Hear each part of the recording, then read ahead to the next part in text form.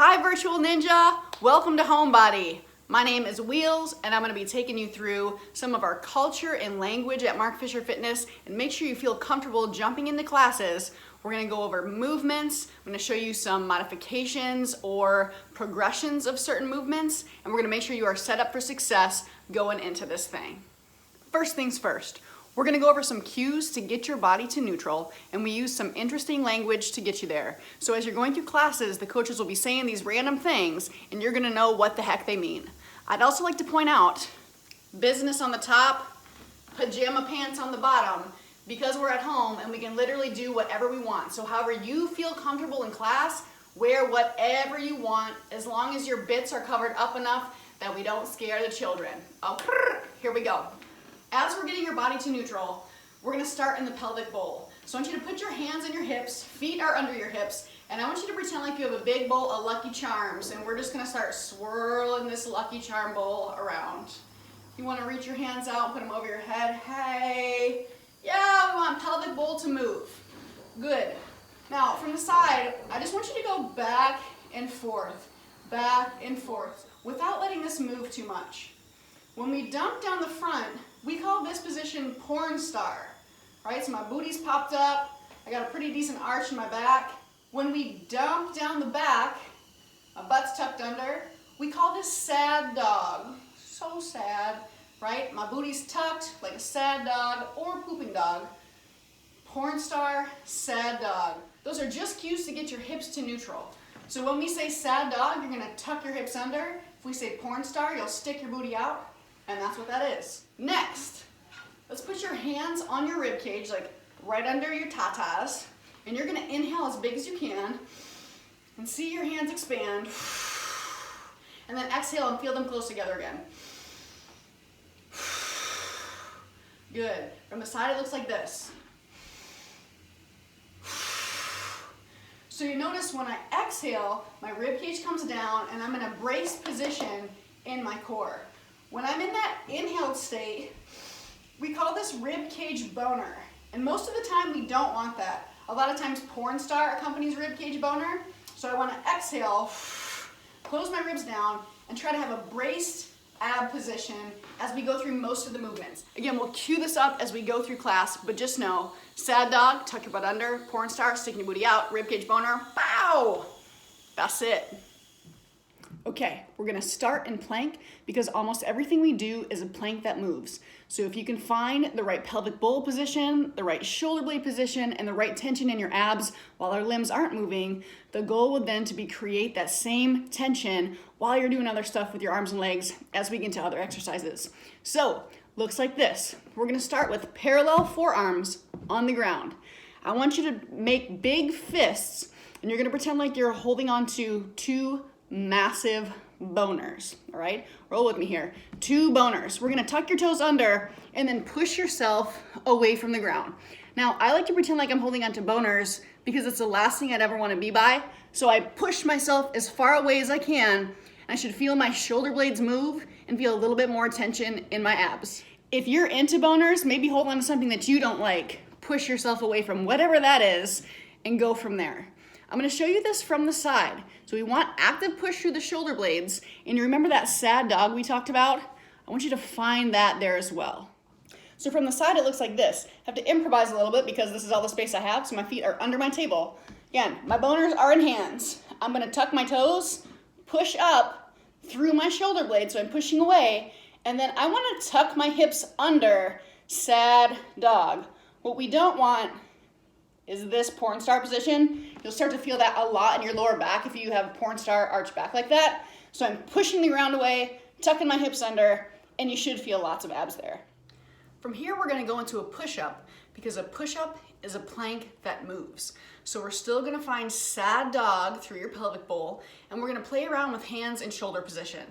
So when we set up for the push-up, we like to go hands or thumbs in line with nipples, and then we're gonna move them out so your elbow is stacked right over your wrist. You can actually see my little nipple popping out there.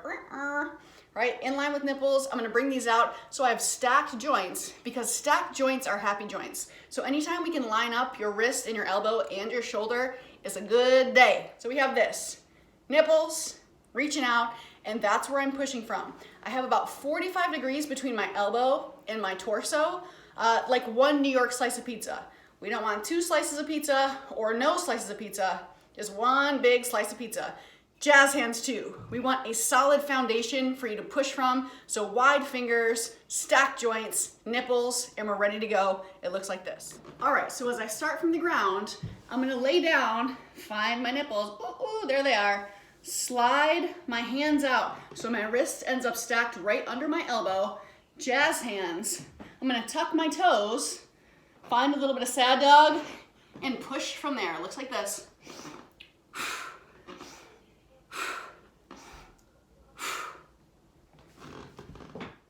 From the side, you'll notice I still have my sad dog. I'm still fighting to keep that plank position.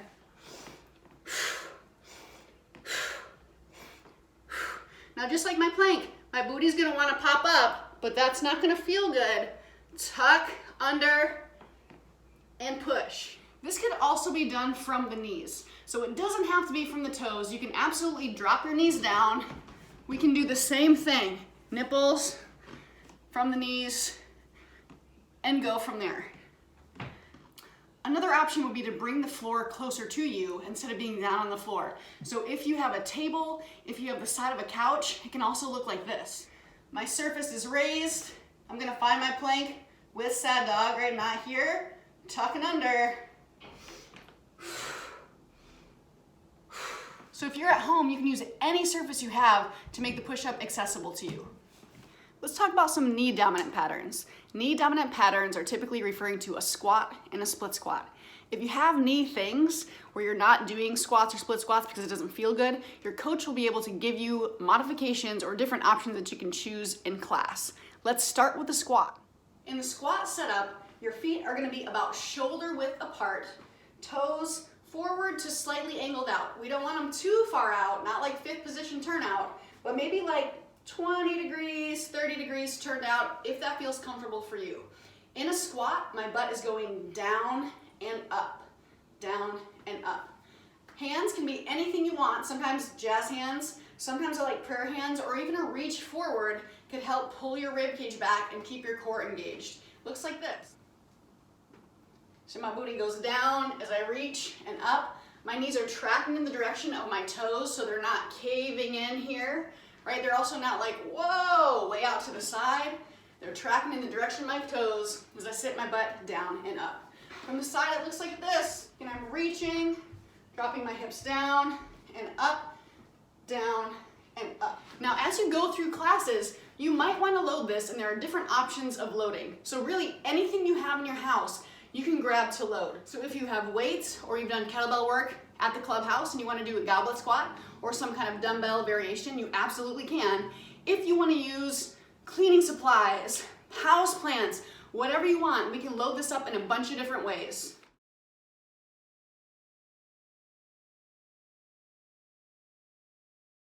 Now let's talk about the squat's one-legged brother, the split squat. In my split squat, I'm going to set up with one knee down and one foot in front. My knee is stuck directly under my hip that's on the ground. I have about 90 degrees in my back leg, and I'm shooting for about 90 degrees in my front leg as well. So this bend should be a right angle. I'm gonna tuck my back toe, find a little bit of sad dog, and push my front foot hard into the ground so I'm coming down and up like a carousel horse, right? So I'm not sinking too far forward, I'm not leaning back with it, I'm literally coming down and up, down and up. Should feel a little sensation here, maybe this booty. You might even feel the front of the back leg, trying to keep rib cage down. So as we go through this, a lot of times porn star wants to happen, like, I want to be invited to this party, right? But no porn star, we want sad dog. Again, rib cage stays down, no boner here. This is down, I'm tucking, again, a reach can help with that, and I'm down, up, down, up. Just like the squat, you can load a split squat any way you want. So if you have weights, feel free to use them. House plants, books, boxes of things. If you have dogs, if you have children, anything you want to load, you can carry in a split squat. Let's talk about hinging. A hinge is like a squat's cousin. You're still using your lower body, but instead of your butt going down and up, it's gonna go back and forth. So instead of feeling the front of your legs, you're gonna feel a lot more of the back of your legs. To start in a hinge, my feet are gonna be directly under my hips. So just like we talked about stacked joints, I want hips, knees, ankles, all in a line. From here, I'm gonna break this crease at the hip. So in our squat, our butt went down and up. My butt's gonna go back, back, back toward the wall behind me. My chest is gonna come down, so my nipples are pointing almost to the ground, and I'm gonna stand from there, trying to find a standing plank. Again, break at the hips, push my butt back and up. You'll notice from the tailbone to the top of my head, I'm still a plank as I move. So as my hips go back, my chest comes down, and then I'm driving my hips forward to come up. What I don't want is this. Porn star, boobies out, ribcage spooner. Right, rib cage is down, braced abs, crease at the hip, my butt goes back and forth. My knees will soften, so we don't want straight legs, right? I have soft knees, pushing back. This would be like, you just got a bunch of snacks out of the refrigerator, you gotta carry them, but you gotta shut the refrigerator door. How do you do it? Bam, with your booty, right? So my butt goes back and forth. There are a couple of different exercises we use that are hinge patterns in HomeBody, and we're going to review just a few of them to give you options as we go. The first is a bent over row or a rear delt fly. If you have weights and you're choosing a bent over row, it looks like this. I'm going to grab my weights and stand, find my plank with rib cage down. Then I'm going to do the hinge we just did. My butt goes back toward the wall behind me, my chest comes down, and then I want stacked joints here, shoulder, elbow, wrist, all in a line. I'm gonna pull my elbows back toward my hips as I exhale, and down. So you notice I'm maintaining my hinge as my shoulder blades move, my elbows pull back. I'm not coming up and down as I go. I'm in a stationary hinge, moving arms. And a row is a great option if you have weights available. That can also be done with a band. The second option is a rear delt fly. This can be done with dumbbells or any household object. That's what it looks like. If you have 2 of any items in your house, we can use that to do a rear delt fly. I'm gonna use champagne because I'm a fancy lady. So I'm gonna start with my champagne bottles in hand, find my plank, reach my butt back, right? Still booty back toward the wall, rib cage down, flat back here, and I'm squeezing between my shoulder blades here. Looks like this from the front, open and close, open and close, squeeze in between shoulder blades. If you were the ground and you were looking at me, I would look like this, just making a T, right? Making a T, but gravity is giving me resistance. So reverse fly with your champagne bottles if you want. Another hinge pattern that we use in HomeBody is a single leg deadlift. Now, if you've done deadlifts before and you have weights, you can absolutely choose deadlifting options or like swing options here, but single leg deadlift is a great one with no weights required. So just like the hinge we practiced, my hips are gonna be stacked over my knees and ankles. I'm gonna pick one foot up off the ground, and then I'm gonna shoot my butt back toward the wall behind me, and my chest comes down, and I stand. Reaching one side down and stand. From the side, it looks like this. Again, we have stacked joints, hips, knees, ankles, all in a line. I pick up my back foot, I reach my butt back toward the wall behind me, chest comes down, and then I push the ground away.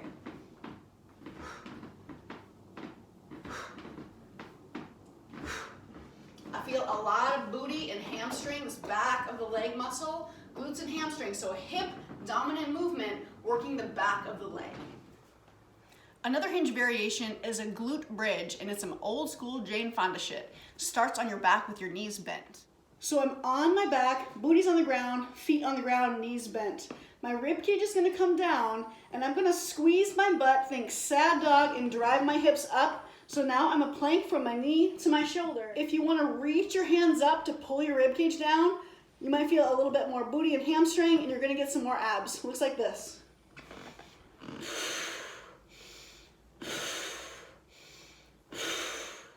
Now what we don't want is this. Ribcage boner all the way up, right? I have a pretty big arch in my back. I don't really feel it in my butt. I feel it a lot in my back. So you want to make sure ribcage stays down. Sad dog as high as you can get without arching your back. That could also be done in a single leg version. So we're just going to hug one knee into the chest and do the exact same pattern. My knee is up. I can reach hands if I want. So just like your single leg deadlift, you should feel some hamstrings, a little bit of booty, maybe a little bit of abs, and it's still that single leg hip dominant movement even though we're laying on the ground. The last movements I want to go over are two core staples at MFF Clubhouse. The first one is a bear crawl. A bear crawl starts on all fours. We want to get your knees stacked under your hip, wrist, elbow, shoulders, all in a line. I'm going to tuck my toes, bring my knees 1 inch off the ground, and then opposite arm and leg are going to start to move, trying to get my hands and feet to land at the same time. Now, a bear crawl is deceivingly challenging. If you want to start with your hands and knees down instead of knees up, you can also go from the knees, just working on getting the hand and knee to land at the same time until it feels good enough to bring the knees up and crawl about to your space. The goal of a bear crawl is to not let your hips move. So if you had your like post-class drink on your back, could be water, could be margarita, whatever you want to put on your back, the goal is to not let it fall off. So as I move, I'm staying as stable as possible, physically and emotionally, right? So as I move, I don't want to shift like this. I want to try to stay steady and move through space. The last movement pattern is a dead bug, and it's essentially just a bear crawl flipped upside down. So like your glute bridge, you're gonna start on your back, knees bent. From here, we're gonna find a little bit of sad dog. So I'm pushing my lower back into the floor. I can't get my hand under, right? So there's no space between my lower back and the floor. Knees are gonna come up 90 degrees, and I'm gonna actively reach my hands up as far as I can. So it's not just reaching with the elbows, you're actively reaching shoulder blades, trying to touch the ceiling. Head can stay down here, and if you're just holding, this is called an iso dead bug. So I'm gonna hold and breathe.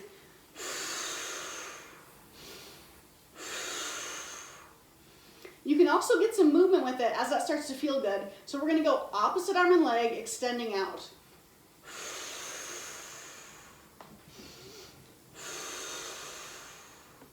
My hand that's up is still reaching. I'm exhaling as I take my limbs in opposite direction, trying to push my lower back further into the floor. Using the exhale to get there. Should feel some abs there. Be reaching through your shoulder blades. The breath propels that motion. So you're gonna use your exhale as you reach. So we're not getting ribcage boner. We're keeping this closed with your back pressed into the mat and that sad dog, and you should feel a lot of abs there. And that concludes our ninja baptism. If you have questions at all, please send me an email at online@markfisherfitness.com. I'm happy to answer any questions you have. I'll see you in class.